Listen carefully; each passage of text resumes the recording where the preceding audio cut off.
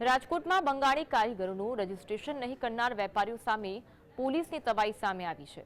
સોની બજારમાં crime branch અને એસઓજીએ દરોડા પાડી ચેકિંગ શરૂ કર્યું। છેલ્લા 6 દિવસમાં 27 કેસ દાખલ કર્યા છે। એસઓજી દ્વારા રજીસ્ટ્રેશન નહીં કરાવનાર વેપારીઓ સામે જાહેરનામાના ભંગની કાર્યવાહી કરી। રાજકોટની સોની બજારમાં હજારોની સંખ્યામાં બંગાળી કારીગરો રહે છે। રાજકોટ એસીપી ક્રાઇમ બ્રાન્ચ ભરત બસિયાએ નિવેદનમાં જણાવ્યું કે ડ્રાઈવ દરમિયાન એક સપ્તાહમાં 100થી વધુ લોકો વિરુદ્ધ ગુના નોંધાયા છે। રાજકોટમાં 90,000 બંગાળી કારીગરો કામ કરે છે। એસઓજી દ્વારા આગામી દિવસોમાં પણ આ ડ્રાઈવ જારી રાખવામાં આવશે। સિટીઝન પોર્ટલ પર રજીસ્ટ્રેશન ન કરાવનાર સામે કડક કાર્યવાહી કરવામાં આવશે। ગત વર્ષે બંગાળી કારીગરોના સ્વાંગમાં આતંકીઓ ઝડપાયા હતા।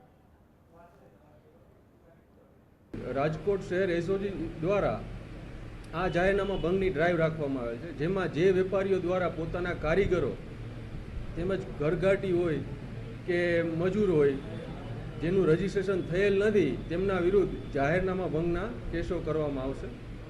હાલ આ ડ્રાઈવ દરમિયાન 100થી વધુ કેસ પણ અમે કરેલા છે।